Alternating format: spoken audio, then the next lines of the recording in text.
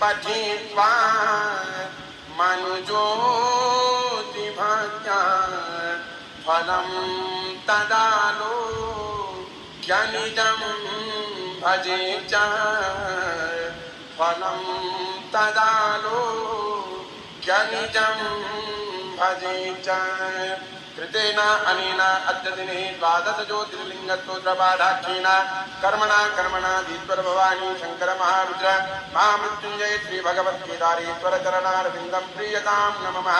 श्री साष्टांग शिवार्पणमस्तु शिवाजी नमः। श्री साष्टांग जगदम्बार्पणमस्तु अम्बा प्रियतां नमः।